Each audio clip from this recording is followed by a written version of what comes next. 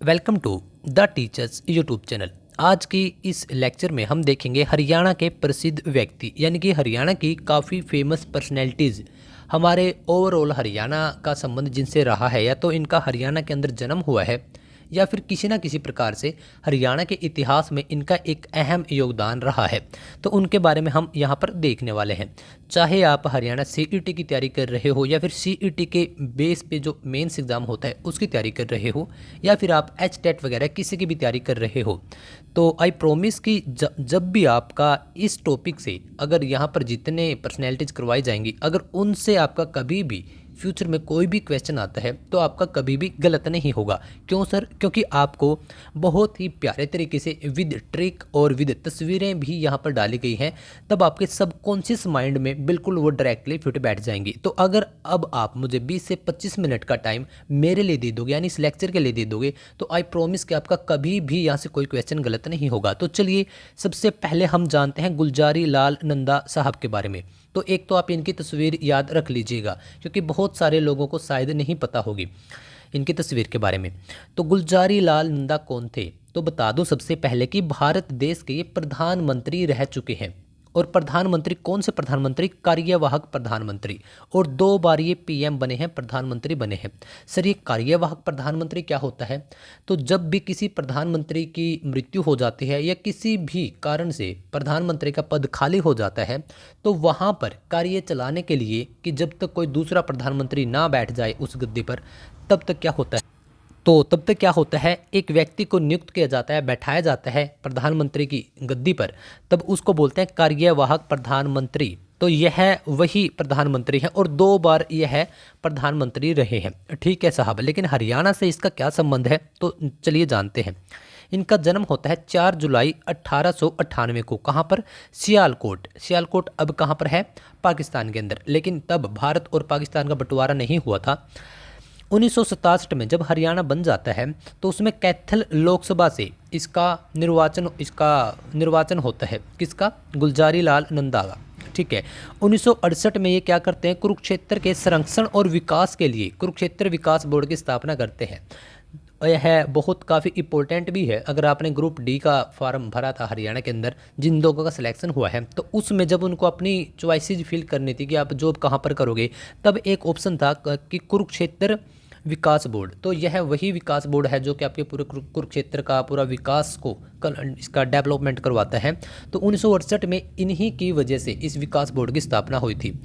24 जुलाई 1977 को इनको भारत रत्न से भी सम्मानित किया जा चुका है। तो ध्यान रखिएगा, इनकी उपलब्धियों को देखते हुए, गुलजारी लाल नंदा की उपलब्धियों को देखते हुए 1977 में इमरजेंसी के आसपास का टाइम है ये, तब क्या किया गया था? इनको भारत रत्न दिया गया था। क्या तब सर ये जीवित थे? हाँ बिल्कुल जीवित थे, क्योंकि इनकी मृत्यु होती है 1998 में।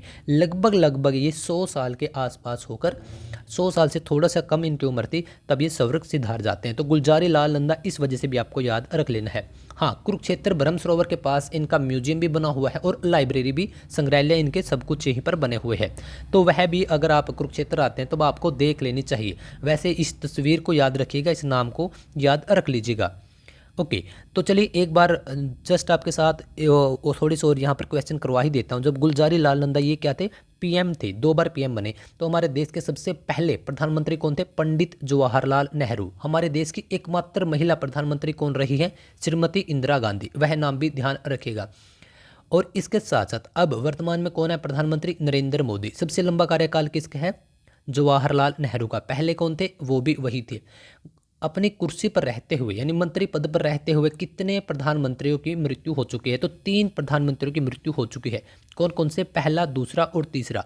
पहला जवाहरलाल नेहरू, दूसरा लाल बहादुर शास्त्री और तीसरा इंदिरा गांधी। अगर पूछ ले जाए कि प्रथम गैर कांग्रेसी प्रधानमंत्री कौन थे, तो इन तीनों के बाद जो चौथे प्रधानमंत्री आते हैं वो थे आपके पहले गैर कांग्रेसी प्रधानमंत्री। कौन थे वो आपके? बताइए। वो थे आपके मोरारजी देसाई। और 5वें कौन से थे आपके? चौधरी चरण सिंह। तो ये भी गैर कांग्रेसी प्रधानमंत्री थे। ठीक है। इसके बाद कौन से आते हैं? छठे, राजीव गांधी। ठीक है। और साथ में आपके वीपी सिंह। चलिए इसके बाद हम बात करते हैं अरविंद केजरीवाल। इनका भी संबंध हरियाणा से है। बहुत सारे लोगों को सिर्फ इतना ही पता होगा कि ये दिल्ली के मुख्यमंत्री हैं या फिर दिल्ली के मुख्यमंत्री थे, हैं और थे मैंने क्यों बोला, इसको अभी डिस्क्लोज कर देते हैं। तो सबसे पहले जानते हैं कि इनका जन्म होता है 1968 को हिसार के सिवानी में, अभी भी सिवानी हिसार के अंदर ही है। तो 1968 में इनका जन्म होता है। इसके बाद ये क्या करते हैं, आईआईटी खड़गपुर से मैकेनिकल इंजीनियरिंग करते हैं 1989 में, यानी 23-23.5 साल की एज में ये कर लेते हैं। इसके बाद 1992 में ये आईआरएस की परीक्षा पास कर लेते हैं और कुछ टाइम ये जॉब भी करते हैं और फिर 2006 के आसपास ये इनकम टैक्स में भी जाते हैं। तो क्या करते हैं, अन्ना हजारे और अरुणा रॉय के साथ ही मिलकर सूचना का अधिकार, राइट टू इंफॉर्मेशन जो आपका है आरटीआई, उस कानून को बनवाने के लिए भी बहुत ज़्यादा मेहनत करते हैं और 2012 में ये प्रॉपर तरीके से अपने राजनीतिक कैरियर की शुरुआत कर देते हैं। 26 नवंबर 2012 को ये आम आदमी पार्टी का गठन होगा इसकी घोषणा कर देते हैं और ये दिल्ली के मुख्यमंत्री आएगा, यहाँ पर मिस्टेक हो गया, प्रधानमंत्री लिखा गया, दिल्ली के मुख्यमंत्री भी रह चुके हैं, लेकिन अभी इन्होंने इस्तीफ़ा दे दिया है क्योंकि बहुत सारे ब्लेम इनके ऊपर लगे थे। 2024 के अंदर इन्होंने अपनी दिल्ली की सीएम से, इस चेयर से, कुर्सी से इस्तीफ़ा दे दिया है। ठीक है, चलिए अभी आतिशी हैं वहाँ पर मुख्यमंत्री। ठीक है, तो चलिए अब बढ़ते हैं हम तीसरी फेमस पर्सनैलिटी की तरफ, जिनका नाम है सुषमा स्वराज। सुषमा स्वराज हरियाणा के अंबाला कैंट में इनका जन्म हुआ। कब होता है इनका जन्म, आज़ाद भारत में। कब, 14 फरवरी 1952 का वो दिन था जब इनका जन्म होता है। ये 7 बार सांसद रह चुके हैं। सांसद यानी कि आपके एमपी, राज्यसभा और लोकसभा को के सदस्यों को बोलते हैं एमपी। तो ये 7 बार सांसद रह चुकी हैं और 3 बार ये विधायक भी रह चुकी हैं। अगर हरियाणा की बात करें, हरियाणा में सबसे कम उम्र की कैबिनेट मंत्री, जब हरियाणा सरकार का गठन हुआ तो यह सबसे कम उम्र की कैबिनेट मंत्री ये बनी थी और इनको कौन सा मंत्रालय दिया गया था, श्रम एवं रोजगार मंत्री ये बनी थी। 1998 में ये दिल्ली की मुख्यमंत्री भी बनते हैं और सबसे पहली महिला मुख्यमंत्री बनती हैं ये दिल्ली की। 2014 से 19 का जो कार्यकाल था मोदी सरकार का, जब भाजपा पहली बार बनी थी हरियाणा के अंदर, मतलब काफ़ी लंबे टाइम के बाद, वैसे तो अटल बिहारी साहब की भी सरकार रही थी अगर सेंटर की बात करें, तो 2014 से 19 में जब ये सरकार बनती है हरियाणा में भी और सेंटर में भी, तब ये क्या होती है, ये विदेश मंत्री होती है, केंद्रीय विदेश मंत्री। और ये 3 बार केंद्रीय सूचना एवं प्रसारण मंत्री रह चुकी हैं और 6 अगस्त 2019 को दिल्ली में इनकी मृत्यु हो जाती है। लगभग आपका इनका 67 ईयर्स में इनकी क्या हो जाती है, डेथ हो जाती है। इतनी बातें आप सबको पता होनी चाहिए। सुषमा स्वराज जी। हाँ, एक बात और, हरियाणा के अंदर हिसार में 1 नवंबर 2002 के आसपास की बात है जब पहला दूरदर्शन केंद्र लगाया गया था। तब क्या थी ये, तब सुषमा स्वराज जी को वहाँ पर चीफ गेस्ट के रूप में बुलाया गया था, लेकिन वह बाद में जो हिसार का एक ही दूरदर्शन केंद्र था उसको बंद कर दिया गया, अब वो नहीं है।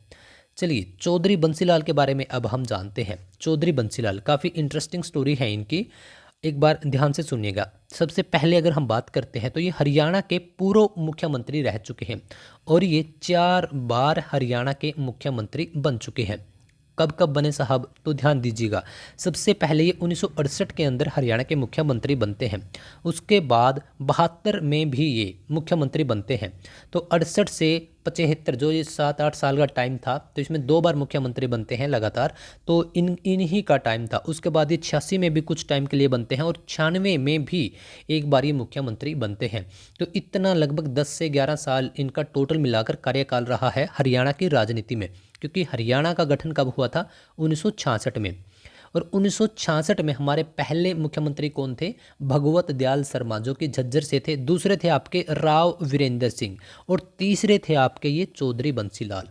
तीसरे नंबर पर बने थे कौन, चौधरी बंसीलाल। और जो हरियाणा के 3 लाल हैं, भजन लाल, बंसीलाल और देवीलाल, उनमें इनका नाम आता है। हाँ, मनोहर लाल जो खट्टर अभी हैं, वो हरियाणा के 3 लालों में नहीं आते, इस बात का भी ध्यान रखिएगा। कभी कभार बेसिक क्वेश्चन भी आ जाता है, वैसे भी जनरल नॉलेज के लिए आपको पता होना चाहिए।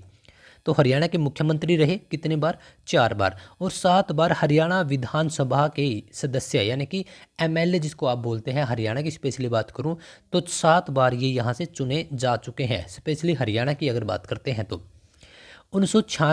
छियानवे में, क्योंकि 96 में जब ये बनकर आते हैं आखिरी बार, तब क्या होता है, हरियाणा विकास पार्टी, ये खुद की एक पार्टी बना देते हैं, इसका ये गठन करते हैं। आधुनिक हरियाणा के निर्माता इनको बोला गया। क्यों बोला गया? क्योंकि जब ये पहली बार बने थे 1968 में, तो बनते ही इन्होंने हरियाणा के डेवलपमेंट के लिए बहुत सारे अच्छे अच्छे कार्य किए। जैसे कि 1970 के आसपास लगभग हर एक गांव में बिजली पहुंचाने का कार्य किया था। किसने? चौधरी बंसीलाल ने। लौह पुरुष भी इन्हीं को बोला जाता है, आधुनिक हरियाणा का निर्माता भी इन्हीं को बोला जाता है, और बिजली भी इन्हीं के काल में आई। अब इन तीनों पॉइंट को ट्रिक के माध्यम से बता देता हूँ। देखिए, बिजली, बिजली मतलब कि लाइट, ये 3 पॉइंट इनको एक दूसरे के साथ कनेक्ट करेंगे। देखिए, बिजली और लोहा, लोहा जो जैसे कि कुछ लोहे का सामान पड़ा है, लाइक लोहे की कोई रोड पड़ी है, कोई सरिया पड़ा है, अगर वहाँ से बिजली कनेक्ट हो जाती है तो उसके अंदर करंट चला जाता है ना। तो इस वजह से इन दोनों को बिल्कुल एक दूसरे से अलग रखा जाता है, लोहा और बिजली, लेकिन नाम इन दोनों का इकट्ठा लिया जाता है। तो लोहा, लोह पुरुष इसी वजह से कहते हैं क्योंकि हर एक गांव में इनकी बिजली इन्होंने पहुंचाई, तो ऐसे कनेक्ट कर सकते हैं। और अगर हर एक गांव में बिजली पहुंच गई, क्योंकि पहले तो बिजली थी ही नहीं, लोग दीपक जलाते थे, है ना, तो लोग दीवे के सहारे या लालटेन के सहारे अपनी जो कार्य करने हैं, पढ़ाई भी उसी में करते थे, दैनिक दिनचर्या के कार्य भी उसी में करते थे, जो रात को मुख्य काम होते थे। पहले रसोई वगैरह कहीं पर भी लाइट नहीं थी, लेकिन अगर इनके काल में आ गई तो लोगों ने क्या बोला कि भाई बहुत अच्छे इंसान है, हरियाणा से आधुनिक हरियाणा बना दिया, मॉडर्नाइजेशन कर दिया, मॉडर्न हरियाणा बना दिया। किसने? बंसीलाल ने। तो 3 पॉइंट है, तीनों याद रख लीजिएगा। इसके साथ साथ 1975 से 77 तक ये देश के रक्षा मंत्री, डिफेंस मिनिस्टर भी रहे हैं। कौन रहे हैं ये? आपके चौधरी बंसीलाल। 75 से 77 यह पूछा गया है और पूछा भी जा सकता है।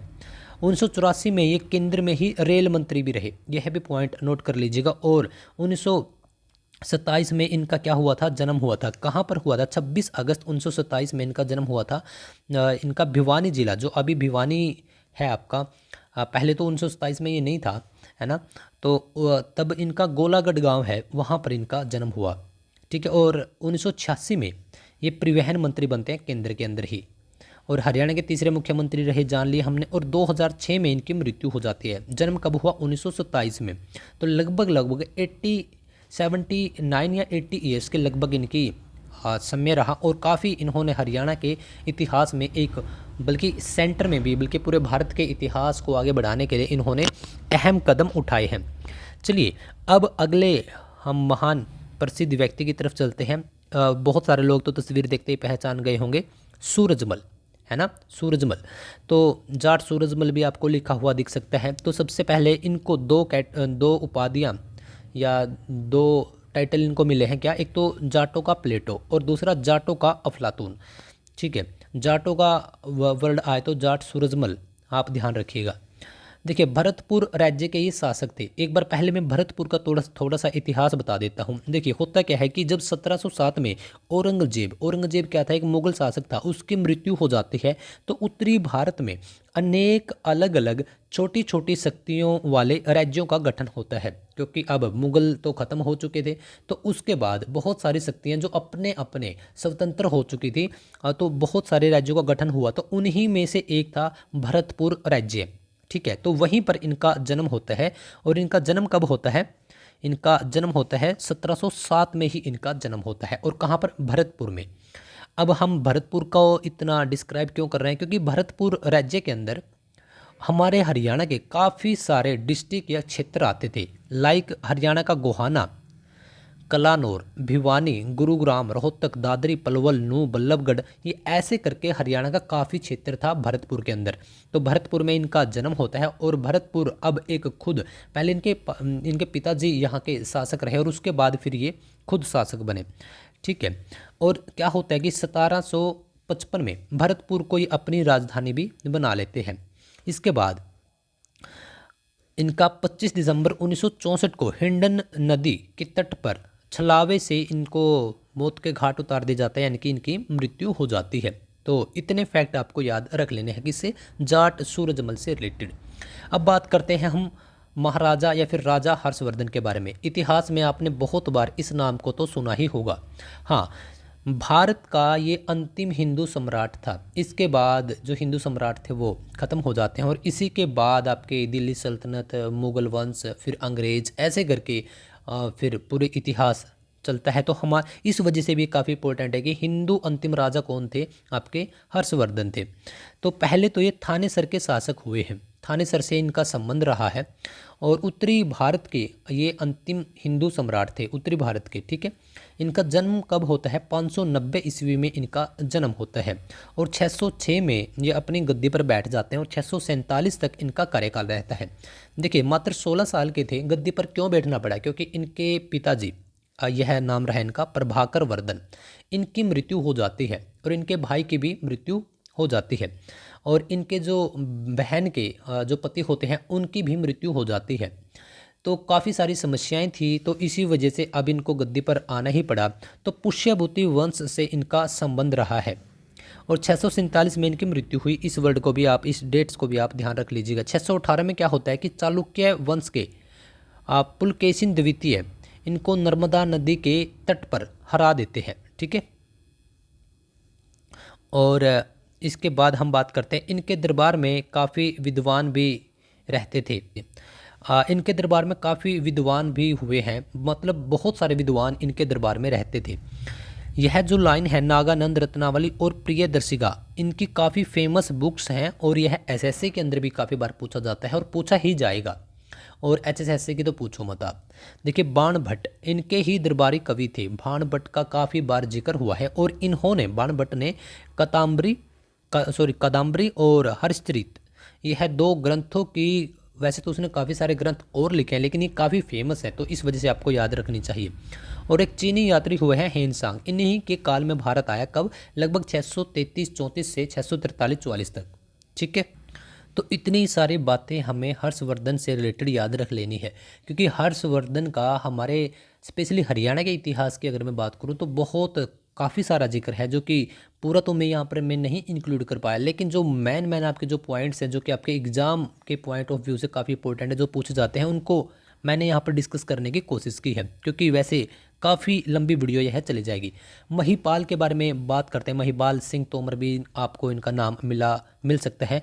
तो तोमर वंश का ये शासक हुए हैं और इनका शासन दिल्ली के जो आसपास के क्षेत्र हैं, जिसमें हरियाणा भी आ गया, वहाँ पर इनका शासन रहा है। और मोहम्मद गजनवी, ध्यान रखिएगा, गौरी नहीं, गजनवी, मोहम्मद गजनवी के उत्तराधिकारी हुए हैं एक मसूद। उनकी मृत्यु के बाद 1043 में ये हांसी, थानेसर सहित और भी जो हरियाणा के राज्य हैं उन पर इसका क्षेत्राधिकार रहा है। अब यहाँ पर एक पॉइंट और डिस्कस कर लेता हूँ मैं, मोहम्मद गजनवी और गौरी को कैसे याद रखें। सर, पहले कौन सा आया था? देखिए, अब आज के टाइम पे बहुत सारे लोग गोरा होना चाहते हैं, गोरा, लेकिन अगर वो गजनी लगा लें, यानी मुल्तानी मिट्टी वगैरह जो पुरानी चीज़ें हैं, अगर वो गजनी लगा लें तभी गोरे होंगे। तो पहले क्या करना पड़ेगा? पहले गजनी लगानी पड़ेगी, बाद में ही क्या होंगे वो? बाद में ही गोरे होंगे। तो इस वजह से गजनी से गजनवी, गजनवी पहले आया, बाद में क्या होंगे? गोरे। तो गोरी बाद में आया, मोहम्मद गोरी और महमूद गजनवी। ठीक है, चलिए इसके बाद हम दरिया सिंह मलिक के बारे में बात करते हैं। जस्ट काफ़ी छोटा सा इनका इंट्रोडक्शन है। सबसे इनके जो लाइफ की एक अहम बात है वह यह है कि एक चंद्रावल नाम की एक मूवी आई थी 1984 में, काफ़ी हिट फिल्म थी हरियाणा की सबसे पहली सफल फिल्म वही थी और आज तक उतनी सुपर हिट फिल्म आज तक हरियाणा के अंदर बनी नहीं है। 1984 में वो आई थी और उसमें रूंडा और खुंडा नामक दो करैक्टर हैं, जिसमें से खुंडा का किरदार किसने निभाया था? दरिया सिंह मलिक ने निभाया था। और ये पानीपत डिस्ट्रिक्ट के उमराखेड़ी गांव में इनका जन्म हुआ। कब हुआ था? 1938 में इनका जन्म हुआ था। ठीक है, और अब आई थिंक इनकी डेथ हो चुकी है, किसकी? दरिया सिंह मलिक की। और क्या निभाया था इन्होंने? खुंडा का किरदार निभाया था। कब? 1944 के अंदर। तब सर इनकी एज कितनी थी? 40 प्लस ये हो चुके थे, आई थिंक ये 46 के आसपास की इनकी बात है तब। ठीक है, हाँ, लेकिन अब लगता है इनकी डेथ हो चुकी है। अगर इंटरेस्टेड हो तो एक बार गूगल कर लेना, अदरवाइज कोई ज़रूरत नहीं है। अब बात करते हैं हम कल्पना चावला के बारे में। शायद कोई होगा जिसने इनका नाम नहीं सुना होगा और यह तस्वीर नहीं देखी होगी। तो करनाल की ये बेटी है, हरियाणा की बेटी है। 1962 में इनका जन्म होता है। 17 मार्च 1962 को इनका जन्म होता है और 1962 में ही भारत और चाइना का युद्ध होता है। ठीक है, यह बात आपको पता होनी चाहिए। और 65 में क्या होता है, 1965 में क्या होता है, भारत और बताइए किसका युद्ध होता है, 1971 में किसको होता है बताइए। चलिए 1962 में 62 में इनका जन्म होता है। और 1994 में क्या होता है, अमेरिका की जो अंतरिक्ष मिशन संस्था है नासा, नासा का तो आप बहुत बार नाम सुनते होंगे, उसमें इनका सिलेक्शन हो जाता है। 32 ईयर की थी उस टाइम पे 1962 में। और फिर इनकी ट्रेनिंग वगैरह भी चलती है। 1995 में, मैंने उस पॉइंट को तो यहाँ पे इंक्लूड नहीं किया, आप देख लीजिएगा। 1995 में क्या होता है, इनकी ट्रेनिंग भी चलती है स्पेस में जाने के लिए, मतलब अंतरिक्ष में जाने के लिए। और 19 नवंबर 1997 को क्या होता है, कोलंबिया अंतरिक्ष यान में अंतरिक्ष की यात्रा करने वाली भारत की ये पहली महिला बन जाती है। किस यान में, कोलंबिया अंतरिक्ष यान में। और 1 फरवरी 2003 को इनकी मृत्यु हो जाती है जब ये अंतरिक्ष से वापस आ रही थी। जस्ट 16 मिनट की दूरी थी उस यान को लैंड होने पर धरती पर, और 16 मिनट पहले ही सब कुछ तहस नहस हो जाता है। तो 16 मिनट पहले यह पृथ्वी पर पहुंचने से पहले इनकी मृत्यु हो जाती है। 1 फरवरी 2003 की ये घटना है।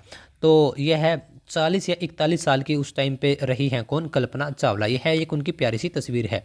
चलिए अब अगली महान व्यक्ति के बारे में हम बात करते हैं, बाबा रामदेव। इन्होंने योग के कारण देशों विदेशों में हमारे हरियाणा सहित भारत का प्रचार किया है। तो इनका जन्म होता है 25 दिसंबर 1965 को। और 1965 को जो आपके इंडस्ट्री के 3 खान है, सलमान, शाहरुख और आमिर, तो इनका भी 1965 के अंदर जन्म होता है।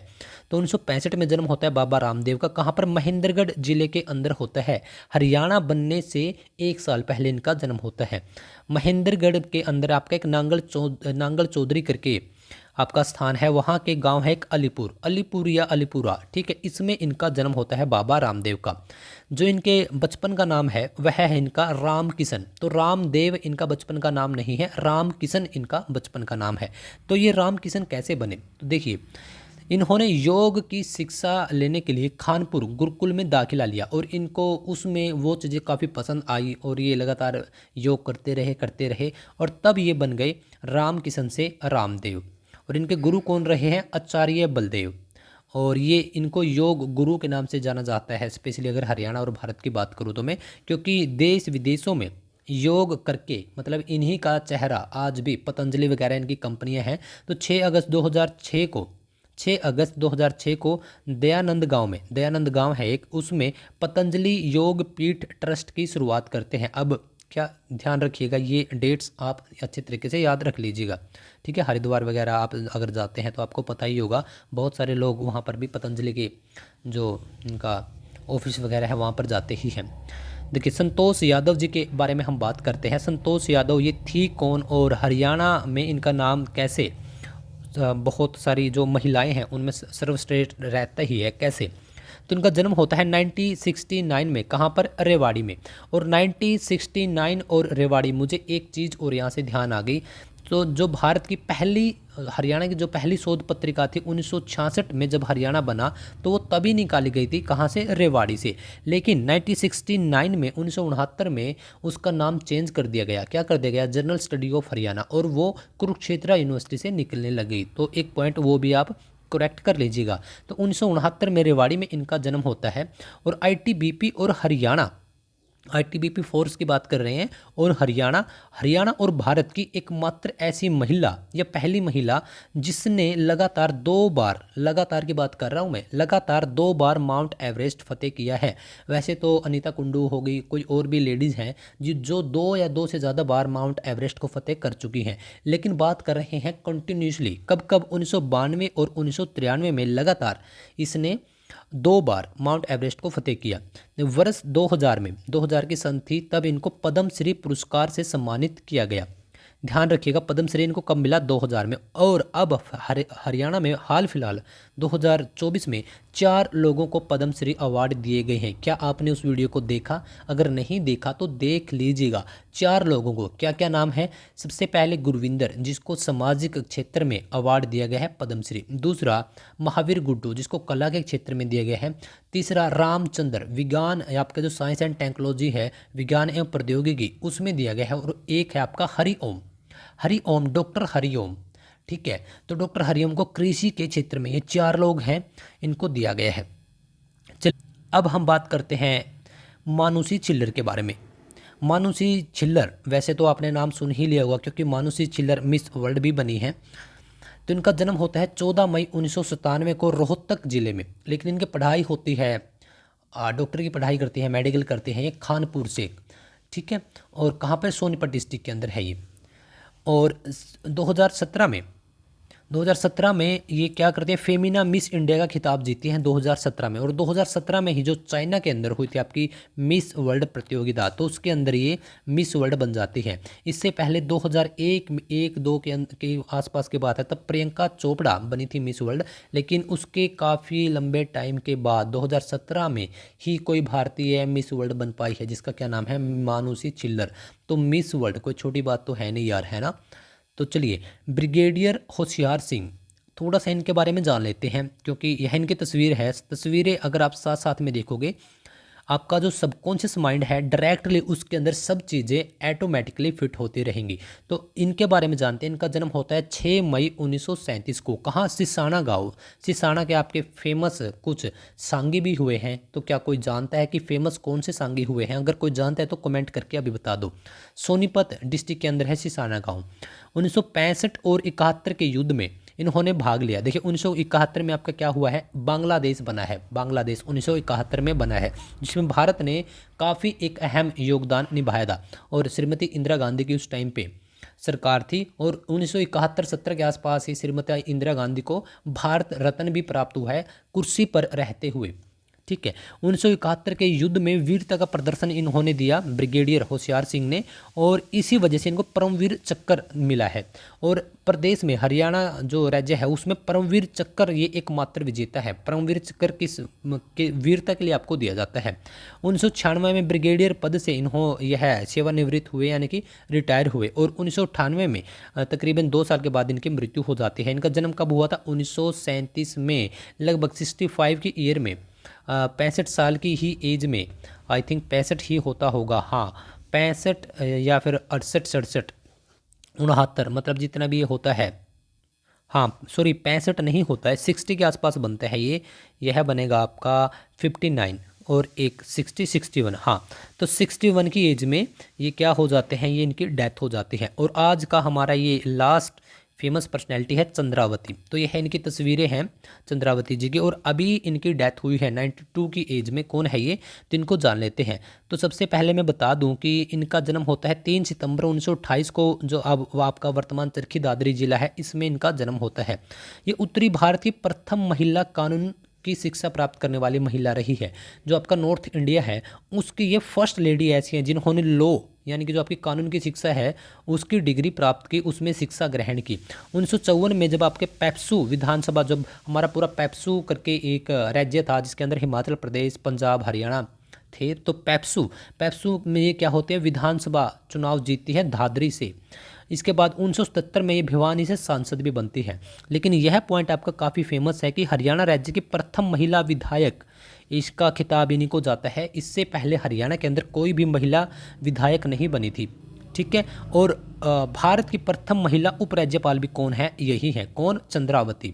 1990 से 91 तक ये पुद्दुचेरी की लेफ्टिनेंट गवर्नर भी रहते हैं। और 5 नवंबर 2020 को लगभग 91-92 साल की एज में, इनफैक्ट 92 से भी ऊपर हो चुकी थी, 92 साल 2 महीने के आसपास, तो तब इनकी मृत्यु होती है। और 1964 से 66 के टाइम पे ये खाद्य एवं आपूर्ति विभाग के उप मंत्री भी रह चुकी है। अगर बात करें 1972 में हरियाणा के चुनाव में ये दोबारा से दूसरी बार ये चुनी गई थी। और 1972 से 74 का जो टाइम है तो उसमें ये राज्य मंत्री भी रह चुकी हैं। तो इतनी सारी जानकारी आपको पता होनी चाहिए। तो आज की इस वीडियो में लगभग हमने 15-18 जितनी भी फेमस पर्सनैलिटी हैं जो आप बिल्कुल ज़रूरी है उन सबको आपके साथ डिस्कस किया है। और आई थिंक आपको टीचिंग स्टाइल, PDF वगैरह जो भी चीज़ें हैं आपको काफ़ी पसंद आई होगी, क्योंकि द टीचर्स की यही एक पहचान, बहुत कम टाइम में बहुत ज़्यादा ज्ञान। तो द टीचर्स की यही एक पहचान है कि आपको काफ़ी सारी एडिशनल इन्फॉर्मेशन साथ साथ में प्रोवाइड करवाते रहते हैं। तो चलिए, अगर आप यही सेम PDF डाउनलोड करना चाहते हैं तो आप टेलीग्राम चैनल को ज्वाइन कर लीजिए। कहाँ से होगा सर, लिंक मिलेगा आपको डिस्क्रिप्शन में सबसे ऊपर। अगर वहाँ से नहीं हुआ तब आप सर्च कीजिएगा द टीचर्स, जो आपको ये स्पेलिंग दिख रही है, और उसके पीछे लगा दो 02, वहाँ से भी यही सेम आपको लोगो मिलेगा। द टीचर्स के ऑफिशियली टेलीग्राम चैनल को आप ज्वाइन कर सकते हैं। अगर सर वहाँ से भी ना हो पाए तब आपको इंस्टाग्राम पर आना पड़ेगा, वहाँ से आप लिंक ले सकते हैं। वहाँ से भी ना हो तो कमेंट छोड़ दीजिएगा, हम आपका रिप्लाई कर देंगे। बहुत सारे लोग पिछली पीडीएफ नोट्स वीडियोज़ मांगते रहते हैं, टेलीग्राम चैनल पर पजल हो जाते हैं, तो उनकी सुविधा के लिए ही टेलीग्राम पे जो हमारे कॉन्टैक्ट्स हैं, तो आप वहाँ पे कॉन्टैक्ट कर सकते हैं, मैसेजेस कर सकते हैं। आपको जो भी कंटेंट प्रीवियस कंटेंट चाहिए आपको प्रोवाइड करवा दिया जाएगा बहुत ही कम टाइम में, क्योंकि हम द टीचर्स वाले आप लोगों के लिए यही करने के लिए लगे हुए हैं। तो पढ़ते रहिए, हर एक दिन पढ़ते रहिए। जो भी आपको जिस टॉपिक पे कोई वीडियो चाहिए आप सजेस्ट कर सकते हैं। अगर आपका और भी कोई सुझाव है, सजेशन है वीडियो कंटेंट को लेकर, आप तब भी हमें बता सकते हैं। डायरेक्ट मैसेज कर दिया करो, नो प्रॉब्लम। इंस्टाग्राम पे जुड़ जाइए, क्योंकि कभी कभार कोई पर्सनली निजी जानकारी भी हो सकती है, तब आप वहाँ से आप बातचीत कर सकते हैं, डीएम वगैरह कर सकते हैं। तो बहुत सारी प्लेलिस्ट हैं, आप उनको चेकआउट कीजिएगा। आप किसी भी एग्ज़ाम की तैयारी कर रहे हो तो चलिए, पढ़ना आपको हर एक दिन पड़ेगा। ऐसा नहीं कि एक यह जो आपने वीडियो देखे यह आपको अच्छी लगी और आपने लाइक करके इस वीडियो को छोड़ दिया, नहीं, ऐसा नहीं होता। आपको हर एक दिन पढ़ना पड़ेगा। हर एक दिन सुबह जो भी आपका रूटीन रहता है, मैं आपको यह नहीं बोलता कि आप 4 बजे उठ के पढ़िए, नहीं। हर एक इंसान का अलग अलग पढ़ने का टाइम शेड्यूल होता है। तो जो भी आपका पढ़ने का टाइम शेड्यूल है वह फिक्स कीजिए। चाहे आप दिन में मात्र 2 से 2.5 या 3 घंटे ही निकाल पाएँ, क्योंकि जानता हूँ बहुत सारे लोग फैमिली वाले होते हैं, बच्चे भी हैं, मम्मी पापा भी हैं, और कुछ ना कुछ काम धंधे भी कर रहे होते हैं। तो देखना पड़ता है, सोचना पड़ता है, मजबूरियाँ सबकी होती है। और बेरोज़गारी एक ऐसी चीज़ है जब लाइफ से बहुत सारी चीज़ों को गायब कर देती है, कहीं पर मन नहीं लगता, क्योंकि पैसा काफ़ी मोटिवेशन देता है। तो आपको इतना ही सजेस्ट करना चाहूँगा कि आपको हर एक दिन पढ़ना है। आज आपको कुछ नहीं आता, 10 दिन के बाद आपको थोड़ा सा, आप आज के मुकाबले बेटर फील करेंगे, आपको कुछ ना कुछ पता लग जाएगा। 20 दिन के बाद आपको थोड़ा सा और पता लग जाएगा। लेकिन यदि आपने तब भी जाकर ब्रेक ले लिया, शादी में चले गए या 10 दिन पढ़ाई नहीं की, तो भाई आपका सब वेस्ट है, सब कुछ वेस्ट है। एक शेड्यूल बनाना पड़ेगा, कम से कम 1 साल के लिए, कम से कम 1 साल दे दो अपने आप को, अपने कैरियर को। देखो, इसमें हमारा क्या प्रॉफिट है? कुछ प्रॉफिट नहीं, क्योंकि सीखोगे आप, नॉलेज आपको मिलेगी, आपके बच्चे अच्छे स्कूल्स में जा पाएंगे, अच्छे कॉलेजेस में जा पाएंगे, अच्छी ड्रेस पहन पाएंगे, आपके मम्मी पापा की आप अच्छी सेवा कर पाओगे। आपके जो ड्रीम्स है, कोई गाड़ी लेना है, कोई बाइक लेनी है, कहीं पर घूमना है, अच्छा घर बनाना है, अच्छी शादी करनी है, अपने हस्बैंड या वाइफ को खुश रखना है, जो छोटे छोटे ड्रीम्स हैं आपके, वो फुलफिल कर पाओगे। हम आपको पुशअप कर सकते हैं, आपको थोड़ा सा मोटिवेशन दे सकते हैं, थोड़े से आपको बता सकते हैं कि आप इस प्रकार से ये चीज़ें कर सकते हो। तो बहुत सारे कैंडिडेट्स हैं जो कि हमसे डायरेक्टली कॉन्टैक्ट भी करते हैं कि सर मुझे क्या करना चाहिए। अगर आपकी वैसी कोई क्वेरीज है, ठीक से नहीं पढ़ पा रही हो, कोई टाइम मैनेजमेंट से लेकर, तो आप नो डाउट कि कभी भी मैसेजेस के द्वारा आप बात कर सकते हो। आपको हमेशा हेल्प ही हमारे द्वारा की जाएगी। तो चलिए, आपको हर एक दिन पढ़ना है बस उठकर, और अपने सपने को कभी मत भूलना। अगर किसी को DSSB में लगना है, किसी को एक पुलिस विंग ज्वाइन करनी है, पुलिस ऑफिसर बनना है, जहाँ जो भी आपका टारगेट है, CET करना है, CTET करना है, पटवारी लगना है, जो भी आपका टारगेट है उसको हमेशा याद रखिएगा और उसको बार बार मत बदलिएगा कि यार वो चल पटवारी तो नहीं लग पा रहा, ग्रुप डी की ले लेता हूँ। ठीक है, स्टार्टिंग में होता है, जब इंसान बेरोजगार होता है, बहुत सारे लोग आपको यही बोलेंगे भाई इसको ही ले ले, बहुत सारे लोग बोलेंगे। हाँ ठीक है, लेकिन जो अपना मेन टारगेट है उसको कभी मत भूलना, क्योंकि अगर आप वही भूल गए तो बाद में किसी को मत दोष देना कि वो चीज़ मुझे नहीं मिली। हो सकता है कि भगवान ने आपको उसी लिए बनाया हो, लेकिन आप कम में ही खुश हो गए, है ना। कम में संतुष्टि करना एक बहुत अच्छी बात है, लेकिन वहाँ रुकना सबसे बुरी बात है। तो एक टाइम के बाद आपको आगे बढ़ना ही पड़ेगा, और टाइम हमेशा निकलता रहेगा, इसको वेस्ट मत करो।